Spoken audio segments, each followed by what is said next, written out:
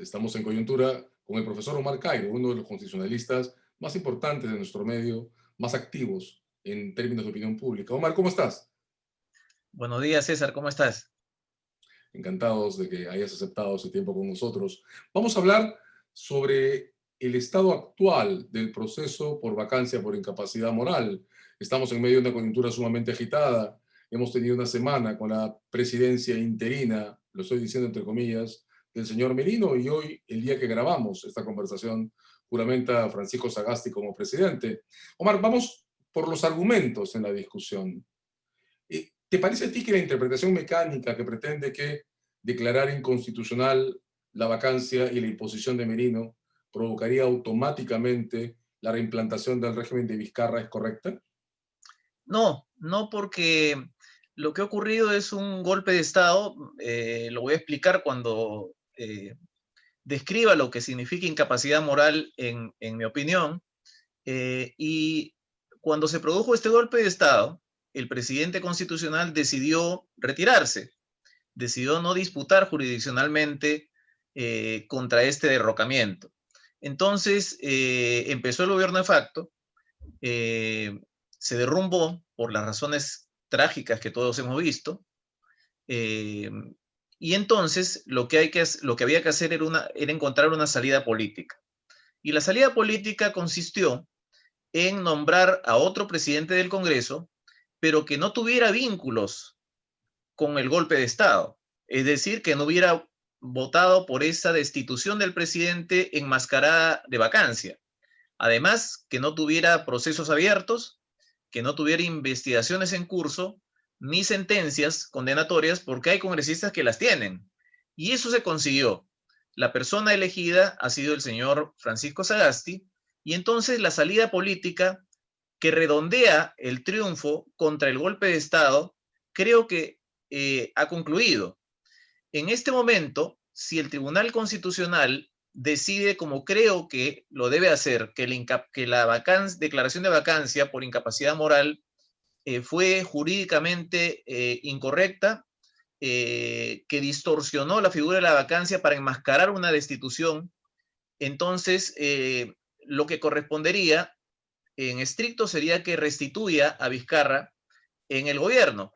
Pero ya habiéndose producido la solución política y que tuvo como presupuesto que Vizcarra decidió dejar el poder, lo que generaría sería conflictos terribles y un desconcierto generalizado. Por eso creo que el Tribunal Constitucional, utilizando su función pacificadora, lo que corresponde es que establezca que la incapacidad moral no es lo que el Congreso dijo que era, que con la vacancia por incapacidad moral no se puede destituir un presidente, pero que eso no se aplica a la destitución de Vizcarra, porque respecto de este tema ya se produjo una solución política encuadrada en los parámetros de lo que es el respeto a la institucionalidad, el respeto a la Constitución, porque se ha vencido a un golpe de Estado. De varias maneras, entonces, a lo que apunta tu comentario es a un factor de desvinculación en el ciclo de hechos que comienza con la imposición de Merino. Y estoy encontrando que tu factor de desvinculación es o está construido a partir de la renuncia de Vizcarra, ¿no? Estás entonces ensamblando un esquema, es una pregunta que nos recuerda al Stoppel, con el que la Comisión Interamericana perdió el viejo caso Callara. De alguna manera, la renuncia de Vizcarra crea un dique basado en la teoría de los actos propios que lo hace alejarse completamente del escenario de una restitución. Es un caso de Stoppel, de actos propios, es la renuncia la que impide seguir la secuencia mecánica de una eventual declaración de inconstitucionalidad de vacancia. Creo que más que eso, la decisión de apartarse, de no, de apartarse del poder y el tiempo transcurrido, porque si hubiera pasado esto al segundo día, o sea, el lunes fue el golpe y Vizcarra decide no regresar, o decide irse de su domicilio, y el martes la movilización social multitudinaria determina que Merino se vaya a su casa sin siquiera nombrar un gabinete, en ese caso, creo que si el tribunal declaraba que era un golpe de Estado, podría haber retornado, pero han pasado demasiado. Estos 5 días han sido cronológicamente cortos, pero histórica y políticamente muy largos. Es decir, se han producido acontecimientos que en la historia peruana se producen en más tiempo. Ha habido procesos políticos muy importantes. Entonces ya después de estos 5 días, pretender regresar la situación al domingo previo al lunes en que se dio el golpe puede ser muy probablemente desestabilizador y desconcertante, sobre todo para todas las multitudes que han apreciado que esta designación de Sagasti es una concreción de la derrota del golpe de Estado. De varias maneras, entonces, lo que habría, además de esta especie de renuncia a litigar, es un estado de cosas asentado, basado en el tiempo, dices, y estoy entendiendo basado en la legitimidad del Congreso que construye esto que has llamado la salida política, ¿no? El Exactamente. reemplazo de la presidencia. Porque los congresistas que perpetraron el golpe están contribuyendo a desmontar el golpe, porque ellos declararon la vacancia y ahora votan por un congresista que no votó por la vacancia, que no tiene procesos, que no está condenado y que no tiene investigaciones en trámite. Con lo que de varias maneras, entonces, el proceso político constitucional se ha desvinculado de su origen. Oye, esto que dices me sugiere llevarte a un ejercicio de comparación. En el 2003, como recuerdas, cuando el Tribunal Constitucional declaró que las leyes del procedimiento militar eran inconstitucionales para los casos de terrorismo contra personas civiles, tampoco fue mecánico, ¿no? El tribunal dijo, esto ha sido inconstitucional, pero las consecuencias, la situación de la libertad de las personas no va a ser decidida por mí, sino por el órgano competente, que es la justicia independiente e imparcial. De modo que no dijo inconstitucional, entonces retrotracción. Dijo inconstitucional y entonces hay que resolver esto en el espacio institucional correcto. ¿Estaría haciendo más o menos lo mismo o podría ser lo mismo constitucional ahora? Yo creo que sí, porque si el Tribunal Constitucional hubiera declarado simplemente la nulidad y punto, habrían llovido los habeas corpus y la liberación de todas las prisiones en las cuales estaban detenidos los condenados por su versión, cuyas condenas resultaban nulas por la invalidación constitucional de las leyes que fueron objetos o procesos, lo cual iba a generar un caos terrible. Y el tribunal en uso de esa función pacificadora, lo que hizo fue establecer esa solución que acaba de describir. Con lo que podríamos empezar a decir que en el estado actual de la jurisprudencia constitucional, la declaración de inconstitucionalidad no conlleva automática o mecánicamente una retrotracción de las cosas al estado anterior, sino una escena que debe ser resuelta por un órgano constitucionalmente competente para hacerlo. ¿Podría concluirse algo así? Lo que ocurre es que el Tribunal Constitucional es un órgano jurisdiccional, pero que se inserta en una sociedad y debe prever las consecuencias de sus decisiones. Entonces, pretender que mire la norma, la contraste con el hecho y diga esto es nulo y entonces la nulidad priva de eficacia todo sin tener en cuenta qué consecuencias produce eso, eso no es propio de un tribunal constitucional. De acuerdo, de modo que en la función constitucional estaría implícita cierta perspectiva consecuencialista, ¿correcto? Ahora, exploremos otro ángulo. El Congreso reaccionó finalmente al proceso sobre la vacancia o sobre los alcances de la vacancia, luego de imponer a Merino, con una teoría que querría repasar contigo. Dijo el Congreso que el hecho de que el procedimiento primero contra Vizcarra haya cerrado por una votación contraria a la propuesta sustraía la materia. De alguna manera decían, bueno, el proceso en el marco del cual se planteó la demanda ha terminado sin resultados, de modo que el proceso competencial debe caer. ¿Qué comentario te provoca esa aproximación a las cosas? Es un comentario propio de un proceso civil, correspondiente a un proceso civil de pago de dinero o de restitución de vehículo. Se destruye el vehículo y sustracción de la materia y ya tú y yo no discutimos más. El juez dice qué cosa voy a declarar si el vehículo a restituir ya no existe. Inicie el perjudicado un proceso por indemnización, pero ya no en este proceso sustracción de la materia. en materia constitucional, en el terreno constitucional las cosas son distintas. Se ha planteado una demanda competencial contra la resolución que admitió la primera moción de vacancia. Esta primera moción de vacancia afectaba, según la parte demandante, o sea, el Ejecutivo, menoscababa sus atribuciones, y ese menoscabo lo hacía el demandado, que es el Legislativo. Esa moción de vacancia se desaprobó, o sea, se extinguió. Ya como puede menoscabar las atribuciones una moción de vacancia desaprobada, archivada. Sin embargo, el Tribunal Constitucional no puede dejar de tener presente que este es un conflicto no entre tú y yo por un automóvil, sino entre el Poder Legislativo y el Poder Ejecutivo por una atribución. Entonces le corresponde, tiene la facultad de, a pesar de declarar improcedente la demanda, respecto del petitorio específico, esclarecer qué cosa es incapacidad moral permanente y qué cosa es la vacancia por incapacidad moral permanente, porque es lo que originó el conflicto. Y ese conflicto tiene consecuencias sociales. Entonces el tribunal no puede decir, bueno, como ya se acabó, esperaré pues a que en 5 años vuelva a pasar algo así, para ahí sí me pronuncio, si es que no se archiva. Porque entonces el Tribunal Constitucional estaría perdiendo su función de crear jurisprudencia, de esclarecer el ordenamiento constitucional.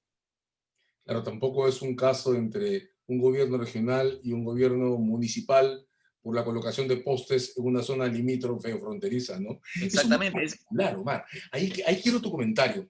De varias formas, aunque el canal de este debate es el proceso competencial, esto se parece mucho a una cuestión de interpretación constitucional del tipo de las cuestiones que se desarrollan en los casos de inconstitucionalidad, ¿verdad? ¿No tiene la impresión que estamos ante un proceso que en realidad es de interpretación y que entonces está desenganchado de las circunstancias específicas en que se lanza? No desenganchado, pero en todo caso no inescindible, no es... No subordinado. No subordinado, exactamente, no subordinado. El protagonista principal es el conflicto, y ahí iba a entrar la interpretación. Pero si el conflicto desaparece, la interpretación no puede estar ausente, porque el conflicto generó una crisis institucional. Y esa crisis puede volver a presentarse si es que la interpretación no resuelve la cuestión controvertida. La cuestión, me refiero, la cuestión jurídica controvertida. Entonces el tribunal le corresponde establecer qué es incapacidad moral y cuándo se produce la vacancia por incapacidad moral permanente. Y en ese estado de la conversación es imposible no pedirte un resumen de las explicaciones que has venido haciendo sobre el sentido de la capacidad moral, que creo que todos los que nos escuchan han leído o oído, pero ¿podrías resumir tu tesis sobre el sentido de esta construcción? Sí, empiezo por enunciarla simplemente. Es decir, enunciarla y decir qué cosa pienso al respecto. Incapacidad moral, no, en primer lugar la vacancia. Existen un único procedimiento para destituir al presidente en la Constitución, que es el juicio político, la versión peruana del impeachment. El juicio político es un proceso sancionatorio en el cual se decide si se sanciona al presidente con la suspensión, con la destitución o con la inhabilitación. Y la causa por la cual se le sanciona es la infracción a la Constitución. No existe otro proceso de destitución en el ordenamiento constitucional peruano. Está previsto en los artículos 99 y 100. ¿Qué cosa es la vacancia? La vacancia no es un procedimiento sancionador. La vacancia está prevista en un artículo que es el 113, en el que enuncia los casos en los cuales el cargo presidencial queda vacante. No habilita al Congreso a sancionar con vacancia. Eso creo que es importante, porque dice, la presidencia vaca por muerte, incapacidad física, renuncia aceptada por el Congreso, el presidente salió del extranjero y no regresó, o porque se le destituyó en el juicio político. Claro, si se le destituyó, queda vacante el cargo, pero no es que en la vacancia lo castiguen o lo destituyan. Y he omitido a propósito la incapacidad moral, porque es la sexta causal, que pretende ser diferenciada de las otras 5. Las otras 5 son situaciones objetivas, no son susceptibles de valoración. No se valora al presidente porque murió o porque renunció. simplemente renunció, murió, entonces queda vacío el cargo. La incapacidad moral también tiene ese carácter porque es un término que se origina en el siglo XIX, ingresa al ordenamiento constitucional peruano en 1839, y en ese momento las enfermedades mentales tenían un origen moral.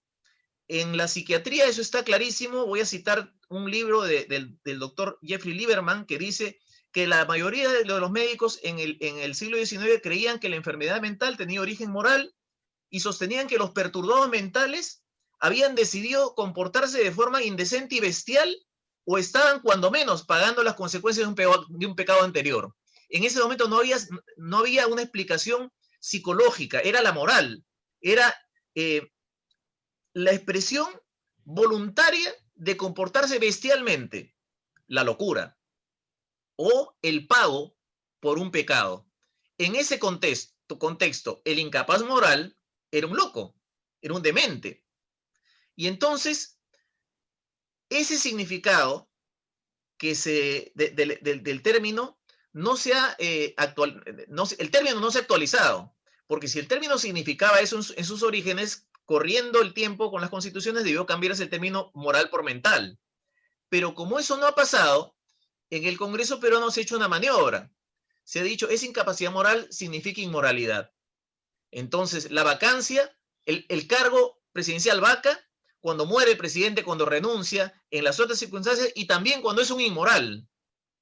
Pero lo que se pretende ya no es establecer que el cargo está vacío, sino que se le va a castigar por inmoral. O sea, se le va a destituir por inmoral. Y eso no se puede, porque la destitución única es por el impeachment. ¿Qué cosa se ha dicho? ¿Cuáles son los errores que han conducido a este razonamiento? En realidad, errores y confusiones. Yo creo que en términos intelectuales discrepar con las personas no es denigrarlas. Entonces yo voy a mencionar afirmaciones equívocas que han llevado a esta confusión. El defensor del pueblo, por ejemplo, ha dicho que la incapacidad moral, la vacancia por incapacidad moral es el impeachment peruano. Y el impeachment peruano es el juicio político, pues. Es un error manifiesto. Entonces, si se pretende justificar que la incapacidad moral es inmoralidad diciendo que es el impeachment peruano, ese argumento no tiene sustento. Domingo García Belaúnde dice que el impeachment norteamericano es el equivalente a la incapacidad moral peruana. Tampoco tiene lugar una afirmación como esa. Enrique Bernales afirma que la vacancia por incapacidad moral es una sanción política aplicada por el Parlamento con contenido ético. Y aquí hay un inconveniente para este argumento. El Parlamento no puede sancionar políticamente al presidente porque el presidente en un sistema semipresidencial no tiene responsabilidad política. Eso podría pasar en un régimen parlamentario, en el cual el Parlamento nombra al jefe de gobierno y por lo tanto lo puede sancionar políticamente removiéndolo, pero no es el caso del Perú. Entonces, este argumento respetuosamente está descartado. Y él utiliza además un ejemplo que lo coloca en la posición de comulgar con Domingo García Belaúnde, con el defensor del pueblo. Lo dice, un ejemplo es que Nixon estuvo a punto de ser vacado por mentir y ocultar su participación en los espionajes del caso Watergate. No, Nixon no iba a ser vacado. Nixon iba a ser destituido en impeachment. Y no por una inmoralidad, sino por ocultar su participación en un espionaje que es un delito, no es una inmoralidad. Entonces, creo que el argumento por ahí tampoco camina. Luego dice Hackinson que un ejemplo de incapacidad moral, de vacancia por incapacidad moral, es el impeachment a Clinton, donde él admitió una relación impropia con Mónica Lewinsky en la Casa Blanca. O sea, la inmoralidad sería la causa del impeachment. Y Bill Clinton no fue llevado a impeachment o juicio político por tener una relación con Lewinsky propia o impropia, sino por mentirle a un jurado, porque si le hubiera dicho sí tuve la relación, no había impeachment. Pero él dijo, no la tuve. Después salió Mónica Lewinsky con el vestido y dije, sí, tuve una, pero impropia. Entonces ya, por esa mentira, que es un delito, no una inmoralidad necesariamente, es que él fue al impeachment. Entonces, este tipo de confusiones conducen a eso. Posiciones de las que discrepo respetuosamente. Yo quiero mucho a las personas, a muchas de las personas a las que he mencionado. César Landa, por ejemplo, dice que son conductas reprochables pero que no pueden reconducirse a la infracción constitucional. O sea, él dice, está bien, la destitución solo puede hacerse por infracción constitucional, pero puede haber conductas reprochables que ameriten destituir al presidente, pero que no sean infracción. Entonces, estas las ponemos en la vacancia de incapacidad moral y convertimos a esta declaración de vacancia en un procedimiento sancionador. ¿Y cuáles son estas? Ebriedad habitual, adicción a sustancias psicotrópicas, comisión pública de expresiones que faltan a la verdad, o sea, mentir, y huir del país y renunciar por facto. Bueno, esto casi tiene nombre propio con Fujimori, ¿no? Que huyó pero en esta lista también hay cuestiones que no son propiamente inmorales. La ebriedad habitual, ¿qué cosa es? Si el presidente es alcohólico, y esto se parece a una deficiencia mental, porque si el presidente toma sus cervezas todos los fines de semana habitualmente, ¿eso lo convierte en un incapaz moral? No, pero si es un alcohólico que desvaría, ya es alguien que tiene un problema mental. La adicción a las sustancias psicotrópicas. Las sustancias psicotrópicas son psicoactivas. Llegado a un punto, inhabilitan mentalmente al jefe de Estado. Faltar a la verdad, bueno, no tendríamos presidente si eso fuera una causal de vacancia. Porque mira, te pongo dos ejemplos. Fujimori dice, yo no voy a hacer el shock. Llega al gobierno y aplica el shock. Arrancó con una mentira, tendría que ser vacado. Alan García dijo que no iba a estatizar, no iba a hacer nacionalizaciones el año 84 en CADE. Llegó al poder 85 y el 87 propuso la nacionalización de la banca. Tendría que haber sido vacado. Entonces, creo que distorsionar la vacancia para convertirla en un procedimiento de destitución es completamente, distorsionar la vacancia por incapacidad moral permanente para convertirla en un procedimiento de destitución es distorsionar la institución de la vacancia prevista en el 113, que no es para sancionar, sino para declarar cuando el cargo está vacío y por lo tanto debe automáticamente ingresar el vicepresidente. No se castiga a nadie ahí, se dice este señor está hablando solo. O sea, ha ido al Congreso y ha hablado 5 horas y el presidente del Congreso le dice que ya muchas gracias y sigue hablando, entonces está loco, entonces se declara la vacancia.